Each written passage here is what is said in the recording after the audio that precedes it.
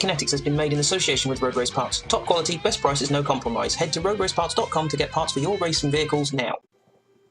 Hello and welcome to today's edition of Velocity Kinetics. Today we're going to be doing what I mentioned in the last video, comparing two teams that have recently entered motorsport in the last couple of years and basically seeing where they stand, just to show that no matter what motorsport you enter, it is not an easy thing. Now, I will say right off the bat, apologize if I slur my words or look absolutely drained. I don't know what was wrong with me last night. I came in from work and I'd slept for an hour on the sofa before I even had my tea. So, not a good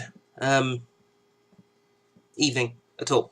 And then just more sleep. So this is coffee number 3 of the day already, and it's only 11 o'clock. So, yay. Anyway, what we're going to do is compare Haas entering Formula 1 and Volvo returning to touring cars. Now, before people say, well, that's not a fair comparison, Volvo have done touring cars before, etc., I don't dispute that point. That has not left my mouth.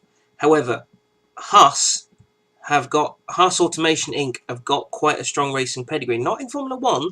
They've raced quite a lot in NASCAR, and I'm sure someone said they've been in IndyCar, but I could be wrong. But certainly they're not new to racing. Likewise, Haas and Polestar Racing is not new to racing, because this current year they've got an S60. They've been in this is World Touring Cars they're in. They've raced S60s in Swedish touring cars, C30s. They had C30 in the in World Touring Cars. They raced an S40 in British touring cars. They raced an 850. They raced a very cool 850 estate.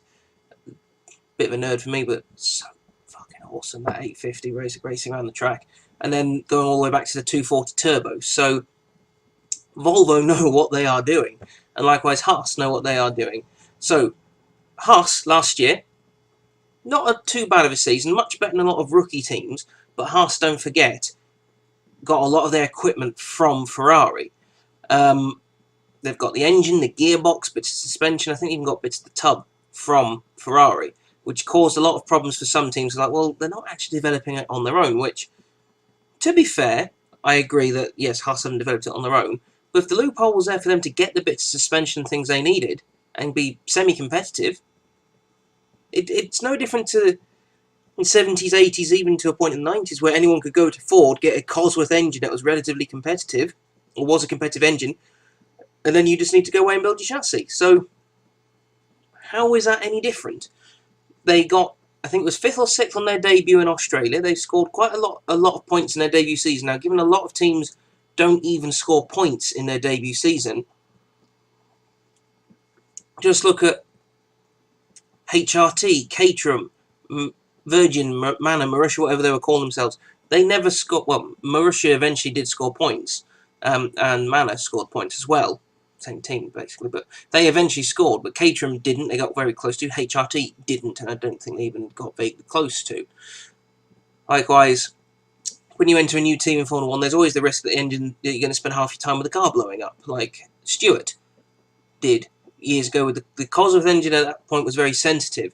We spent a lot of time breaking down. When Red Bull eventually took over Jaguar and came in and arguably were a brand new team all over again, they had problems. They didn't score many points. They were a backmarker team. They were a bit of a joke in the paddock, to be honest. So, in actual fact, Haas have had a very good induction, and they've also managed to secure a very good driver in the form of Grosjean. And then they had Gutierrez last year, which, as I said in the last video, Gutierrez never showed me a spark of, yes, that is a star of the future. They got K-Mag now, Kevin Magnussen. Hopefully he can stay at the team long term. Maybe even pay his way into a seat in Ferrari, which I think is what Grosjean is doing, or wanting to have him have that pay per seat into Ferrari for him. So it's interesting way forwards. Now, Haas have kept a relatively low profile, aside from the buying parts story before they came into the sport. They've kept a low profile. They haven't done anything wrong. They haven't done anything fantastically, right in the sense of podiums and things like that, but they haven't done anything wrong. They've changed the livery. They came in just before the rules changed. They even delayed their entry by 1 year so they could have a better time to get ready. So Gene Haas knew what he was doing. It wasn't a bad gamble for him to have done that, and then to come in when they did, it was actually very, very interesting. Where they can go from here, it depends. They've got a base in the States, and I believe they've got a base in Europe, so they are pretty safe on developing everything. But obviously, America has a much better racing pedigree than lots of places around the world. So even if they didn't decide to set up shop in Europe, I don't see why they would have a problem, because there's loads of raceways and tracks around the States. Appreciate they're more for, I think they call them road races, so things like Trans Am and IndyCar and things, and a lot of them are more temporary circuits. But even so, an F1 car could easily go over to Laguna Seca. They could take it to Lime Rock Park. They could take it to Road Atlanta, and it would probably put in some pretty impressive times. Credit it may not like the off some of the tracks, but give it one take with the other. So Haas have are not doing too bad. However, he says before after this another swig of coffee drink, compare it to Volvo. Volvo in World Touring cars, they're using the S60. Now, in some aspects, you'd think, well, why not use the V40? The V40 is like a hatchback versus trying to race a saloon sedan. It's you're not really, you're going to have problems whichever way you do it. The S60 is longer and probably provides a more stable tail, and obviously because it's a bigger vehicle, it's better for blocking as you go. The V40 obviously has a smaller centre of gravity, lower centre of gravity. It's a smaller car to work with, but they also would have a harder time on choosing where to mount the wing. So there's that. Or you could go, well, why not do what you did with the 850 and race a V60 instead?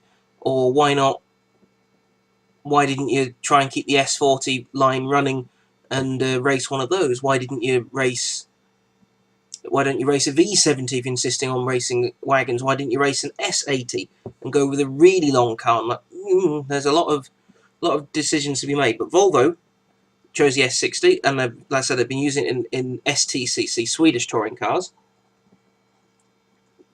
Now, they're using Polestar, which is now that Volvo's official performance division. Cyan Racing. Now, they also race an S60 in V8 supercars as well. So the S60 was basically used because it's in a lot of different series at the moment. It's not like it's the first time they're choosing to prep it for a race. What Volvo are doing, which is different to everyone else in touring cars, is where most of the teams like Honda have gone away and built a specific race engine, Volvo have modified a road engine for it. So in actual fact, it provides more of a direct link back to the road than the other manufacturers do. It's also, I believe it's also front wheel drive, and I think it's the most powerful front wheel drive touring car. It is bananas in a straight line, as I gather from what I heard Ted Bjork saying. So last year Volvo entered 2 cars into the series. This year they've entered 3. So last year they weren't eligible for what touring cars do called Mach 3, which is they race three works cars around the track, 2 laps, fastest lap and smallest gap between times wins, basically. So obviously with 2 cars you can't compete in Mach 3. Now, like most new teams, Volvo were not expecting to have an easy season in their first year back, especially with using the road engine over a race-derived engine or a race-developed engine. It's going to always prove to be an uphill battle for them. So there were a lot of retirements, a lot of DNFs compared to Haas. There were a lot more DNFs from the Volvos and a lot more points dropped compared to the Haas. What Volvo did do, now I realise that in touring cars there's more opportunities to win because you've got the 2 races, then you've got your Mach 3, and you've got, I believe you get points for qualifying as well. So it's not the most perfect of comparisons, but it is a start. Volvo managed to win in Shanghai last year, whereas Haas didn't get the car on the podium. However, Formula 1, new team, only teams who have been new and got on the podium are Tyrrell and Brawl. No one else has managed to do that, ever.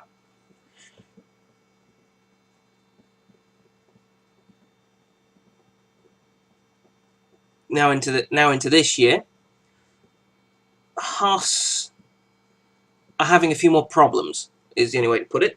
They're having problems with their brakes. They've not had any mechanical retirements as of yet. They've had a few driver brain fades. I nearly had my own brain fade there. They've had a few more driver errors and things. Volvo, on the other hand, they're going from strength to strength in touring cars. As I recall, they have won 2 of the Mach 3 events. So they won the first Mach 3 of the year. They have won races this year. They had a clean sweep at the Nürburgring. And this is not like a Nürburgring GP where it's a tiny circuit. The big green hell, they qualified well. They won the feature race. They won the actual race. They won the Mach 3. Like, that is impressive because Volvo have now gone up to running 3 cars in the World Touring cars, and it's a case of good grief. How on earth can they have gone from where they were to where they are now? And look at Haas, who in some aspects have gone backwards. Now, whenever you bring a new team into the sport, and this is whether you're someone like Haas and Polestar, who've been in and out of motorsport for years, or whether you're someone like Haas, who have got motorsport pedigree, but going into a brand new one.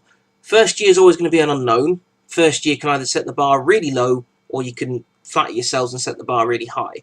So, I think Haas inadvertently set the bar really high.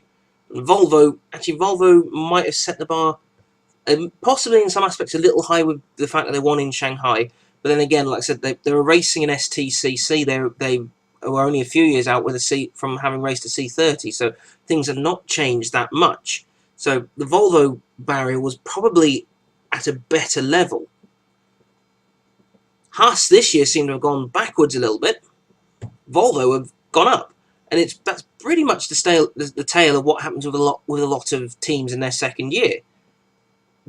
The plan is you start off, your bar's really low, then year 2, yeah, a bit more. Hey, we're winning, and then if you're really lucky, champion. If you're really lucky.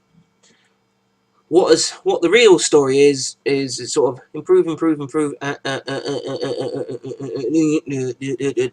and that's probably now some really crazy techno dance. I have not really known what I was doing.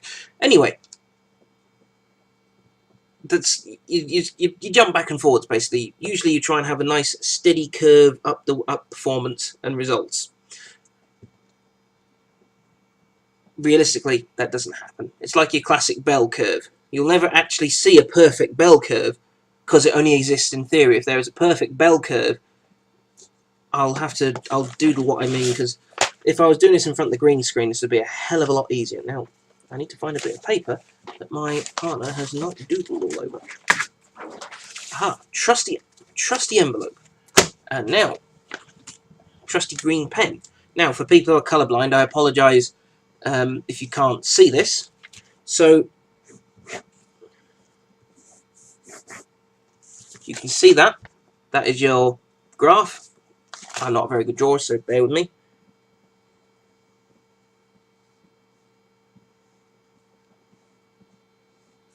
So, you would have your bell curve. This is what you would call a normal or a classic distribution bell curve. And in there, that's where you would in the square, in the middle, I should have dashed that rather than drawn it in as a solid. That's where you tend to see your normal distribution.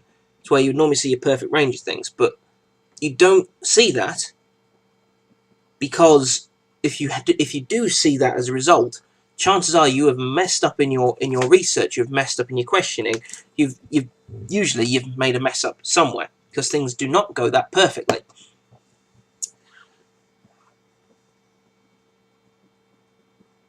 Now, for how they're going to proceed, how both teams go forwards, Volvo want to win and win the championship, which it's feasible for them to do it this year.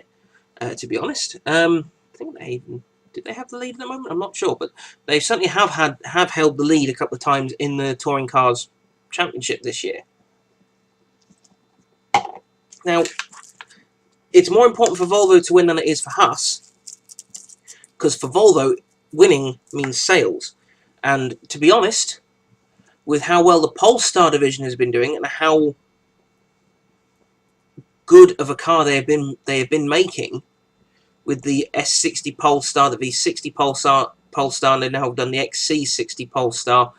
I'm waiting for the V40 Polestar myself, to be honest, because that would be, I think Ford and Subaru would be crapping their underwear if Polestar do put out a V40 Polestar. But it converts into sales for Volvo, and for Polestar, it's faith from Volvo that you've done us proud, you've done us well. We're going to do what we can to maintain our relationship with you. For Haas, because they haven't really got any sales as such, aside from obviously their NASCAR teams that they run, success in Formula 1 doesn't really mean a lot aside from the fact that, yeah, America did well in Formula 1, which they could really do with, given that Ford aren't interested. There's no American driver. There hasn't been a successful American driver since Phil Hill, to be honest. Penske did well-ish, but no one really talks about Penske that much. So the way forward is quite cloudy, really. So for Volvo and touring cars, a lot will come down to cost and sales and what they can do and how relevant it remains to their road car program. It remains pretty relevant because they held, for 2 months last year, they held the Nürburgring lap record for a 4-door car. So I understand that it's still the record for a 4-cylinder car. So, you know, it's very good kudos for them. It sells the Polestars. It shows the S60 is actually quite a good car. It helps Volvo's current upward trend, because Volvo have actually been on a little bit of a roll recently with the S90, the V90, the new XC60. They did pretty well with the V40 as well. So, you know, it's very important to Volvo for it to do well, compared to Honda, whose reputation are being trashed with Formula 1 and the debacle of the engine. No one's really going to care how they're doing in superbikes or how they're doing in the World Touring Cars. It'll be the fact of, yeah, but you're making the engines in F1 that McLaren don't like and keep blowing up and can't finish a race and too thirsty. So, Volvo's way forward is pretty straightforward. Depends on whether Volvo have been in and out of touring cars a lot. If they've not been like Honda and have been in there for the long haul, or likewise BMW are in there for quite a while as well. Ford have been were in it for quite a while. Let's say Volvo have dropped in and out. They were in it with the 240 turbo, then they were gone for years, came back with the 850 wagon estate, whatever you want to call it, wherever you are, and then the saloon sedan.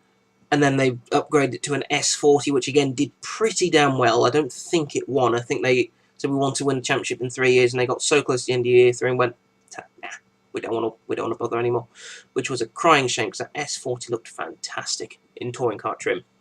Then they went into Swedish touring cars with the C30 when that was launched, which was their basically their throwback to the 480 and the P1800. Did wellish, and then they changed it over to an S60 in Swedish touring cars, and then they dropped it out of World Touring Cars, and then before the current revival, the S60 in the World Touring Cars, and then the S60 over in V8 supercars as well. So, like I say, for Volvo, it's pretty straightforward, assuming that their relationship with all their engineers and Polestar remains good and they still get the results that they want. Haas, on the other hand, I want them to be in for the long haul. They're helped because they got backing and help from Ferrari. Excuse me. However, as I was watching the Sky F1 program this morning, I can't remember what it was called. It had Mark Priestley, Ted Kravitz, and Natalie Pinkham on it. I think it's the F1 Report. And they were previewing the Azerbaijan show, and Ted Kravitz made a very, very good point. Never has a Ferrari customer team beaten the Ferrari works team? Never. So, realistically, will Haas ever win a constructors? Will realistically, they could win races if they get their car reliability and brake problems sorted. In that the reliability is in brakes and things, so they could get that end of it sorted, and then focus on working on the aero. Then, yeah, I don't see why not. That is perfectly fine for them to win races. Winning a championship, given, like as mentioned, given that no one's ever won with a Ferrari customer, as a Ferrari customer, probably not going to happen. Doesn't mean it won't, but if you look at history, Saubers have beaten Ferraris a couple of times, and Toro Rosso with the Ferrari engine beat Ferrari most legendarily. The most legendary one would be Vettel, Monza, and the Toro Rosso. So it can happen to win a race, but to actually beat them out and out throughout the entire year, no, just not going to happen.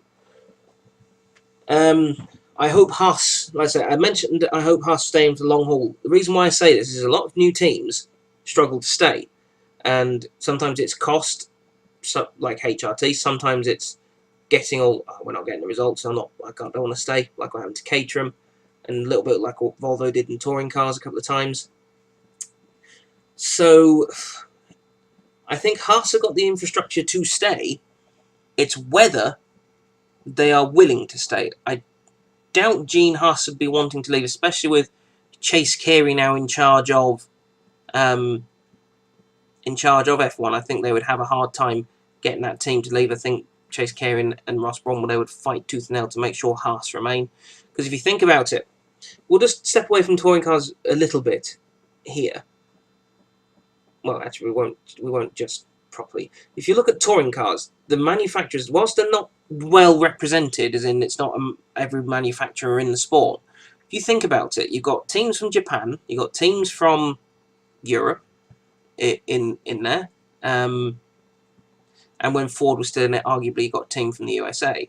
And likewise, if you look at rallying, you've got teams from the USA because it's Rally USA, and you got Subaru and Rally Subaru in there. You got Ford in there. You had VW in Rallycross. You got VW in there. You've got again Toyota and Subaru, Skoda. You're well represented across all the other forms of motorsport that involve an actual car. If that makes sense. I know Formula 1 involves a car, but as in an actual manufacturer. In Formula 1, it's incredibly European focused because we don't have a Japanese team anymore. At one point, we had two. We had Toyota and Honda, or at least Toyota and Honda Power. And now we've only got Honda Power, which now looks like it's on the verge of potentially going, well, we're not staying. I wouldn't be immensely surprised if Honda suddenly announced that they're quitting F1 again. Which, shame if they did, but, you know. I think even Subaru have been in Formula 1 a little bit as an engine supplier. I was reading on something the other day. Yamaha have been in as well, years ago, obviously, but more recently it's just been incredibly Europe-focused. The furthest away team that you've got would be Ferrari or Toro Rosso, the one's based in Italy. That's it. So Haas needs to come in to represent the world a little bit more. Now, the only other way to get the rest of the world represented would be to have an American engine supplier. But it's not on Ford's to-do list to get into Formula 1. Sad though it is, but for whatever reason they feel it's not relevant. General Motors don't feel it's relevant. The Chrysler Group don't feel it's well. Chrysler is in Chrysler Dodge Group, not Chrysler is in the Chrysler Fiat Group. But it's in all the American manufacturers, even Hemi. It's not in their to-do list to go into Formula 1. Which is odd because given that Chevy power IndyCar, you'd think, well, we're going to try and mimic Honda and go into Formula 1. But then McLaren Chevy or Williams Chevy probably won't roll off the tongue quite as nice. But that's by the by, really. So it is incredibly difficult to know how they're going to proceed. But I want Haas to be in, or at least the American team to be in, because it then represents the world a little bit better. Yes, it's still very much Europe focused, but we need someone in from Japan, we need someone in from America, and that rounds things off quite nicely. I wish it was an all-American effort with an American engine, not a Ferrari one, but we'll take what we can get. So onwards and upwards. Haas, like I say, I think they are on the cusp of great things, or great for them as in big points, maybe even a cheeky podium, but how easily that will come is another matter entirely, because whilst they're on the cusp, in Formula 1 you can be on the cusp for a long, long, long time, and nothing happens. Or you can just do something and, well, hey, we're winning. So that depends on what happens there. And as mentioned, Volvo touring cars, I'd love for them to stay in, because I love Volvos. I wish I could afford to buy a Volvo. I can afford to buy a Volvo, I just can't afford to run one. Unless someone's willing to give me a Volvo outright. Please, Volvo Cars UK, give me a V40 outright, and I just need to pay the running costs, and I could probably live with that. Please?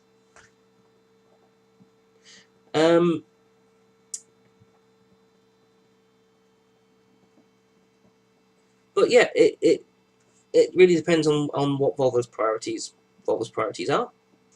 So I'd love to see Volvo staying there for the long haul, but we shall see. But to round this video off, because I only meant this to be about 20 minutes, and now it's been half an hour. Must be the coffee working, I don't know. But to round this off, Volvo have had a more impressive 2 years than Haas. Haas had a more impressive debut than Volvo. Both are going upwards in their sport, in their relevant fields. Both have had their trials and tribulations of a new team. Both of them have managed to get a decent driver, because Volvo have got Ted Bjork, who was STCC champion. I think he's been it at least twice, I think. But regardless, they've both got drivers who know what they're doing, because obviously Haas has got Grosjean. Will they both be in it for the long haul? As with any new team in whatever sport, there's no idea how long they'll stay for. They'll either be in there for the long haul or they won't. That's basically it.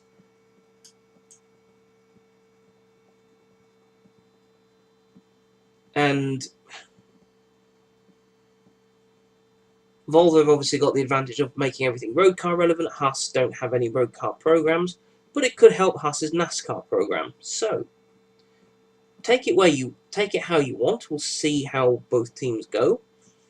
But I think there'd be two very interesting teams to keep an eye on, especially because they joined motorsport again at the same time. So we'll see who stays put the longest and who has the most success. Anyway, that's the end of this video. So drive safe, take care of yourselves. Hopefully it won't rain too much here in the UK today. It's been a lovely hot few days. The only problem when it's really hot is it gets really hot at night, and I find it really hard to sleep. Although it's more because this flat has only got a window that opens there, and the one back there. Otherwise, the other windows in this flat do not open, and it is like a fucking oven. Oh, and Volvo cars. Get on, get me. Actually, you know what? No, I don't want a V40. I want an S60. Give me an S60, please. S60 T2 SE with the winter pack and the, I can't remember what other pack you call it. Convenience pack, I think it is. Those two, please. That would be top.